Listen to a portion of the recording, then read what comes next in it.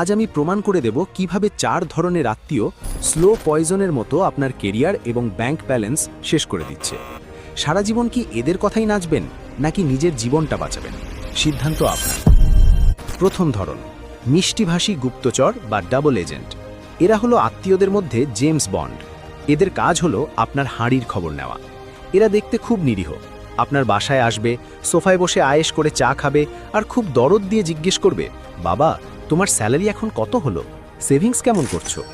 আপনি ভাববেন, আহারে, আঙ্কেল বা আন্টি আমাকে কত ভালোবাসেন। কিন্তু সাবধান, এই প্রশ্নগুলোর উত্তর দেওয়ার মানে হলো নিজের পায়ে কুড়াল মারা। আপনি সরল মনে বলে দিলেন, আঙ্কেল এবার তো প্রমোশন পেলাম, স্যালারি বেড়ে ডাবল হয়েছে। বাস, কাজ শেষ। এই তথ্য এখন সিএনএন বা আল জাজিরার মতো পুরো আত্মীয় মহলে ছড়িয়ে পড়বে। আর শুধু ছড়াবেই না, এর সাথে এক্সট্রা মশলা যুক্ত হবে। তারা অন্য আত্মীয়দের গিয়ে বলবে, দেখো ভাই, ও তো এখন অনেক টাকার মালিক, কিন্তু আমাদের তো পাত্তাই দেয় না, অহংকার বেড়ে গেছে। এদের কাজ হলো আপনার ইনফরমেশন নিয়ে আপনার বিরুদ্ধেই পলিটিক্স করা। এরা আপনার সামনে আপনার প্রশংসা করবে আর আপনার শত্রুর সাথে গিয়ে হাত মেলাবে। দ্বিতীয় ধরন, ইমোশনাল প্যারাসাইট বা কান্নাকাটি পার্টি। এরা হলো আত্মীয় কুলের অস্কার জয়ী অভিনেতা। এদের জীবনের সমস্যার কোনো শেষ নেই। এরা আপনার কাছে আসবে, প্রথমে একটু এদিক সেদিকের গল্প করবে, তারপর হঠাৎ করে মুখটা এমন করুণ করবে যেন এইমাত্র টাইটানিক ডুবে গেছে।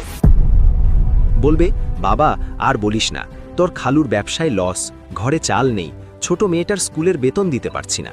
তুই যদি কিছু মনে না করিস, আমাকে কি 50,000 টাকা ধার দিবি? আমি আগামী মাসের 1 তারিখেই দিয়ে দেব। আপনি ভাবলেন, আত্মীয় বলে কথা, বিপদে তো সাহায্য করতেই হয়। আপনি ধার দিলেন, কিন্তু সমস্যা হলো সেই আগামী মাস আর ক্যালেন্ডারে আসে না। আপনি যখন টাকা ফেরত চাইবেন, তখন আপনি হয়ে যাবেন ভিলেন। তারা বলবে, তুই এত নীচ, টাকার জন্য আত্মীয়তা নষ্ট করছিস? তোর এত টাকা আর সামান্য কয়েকটা টাকার জন্য আমাকে অপমান করলি। তৃতীয় ধরন, কম্পিটিটর বা হিংসুটে সারমাজি। এরা আপনার উন্নতি দেখে জ্বলে পুড়ে কয়লা হয়ে যায়। এদের চেনার উপায় খুব সহজ।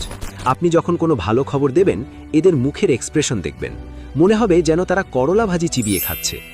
ধরুন আপনি একটা বাইক কিনেছেন, সবাই বলছে, ওয়াও দারুণ বাইক, কিন্তু এই আত্মীয় বলবে, বাইক কিনলি?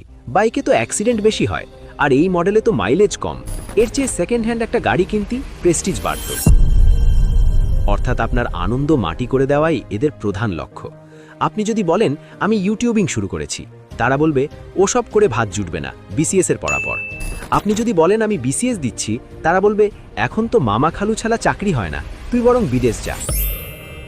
মূল কথা হলো, আপনি যাই করেন না কেন, এরা খুদ বের করবেই।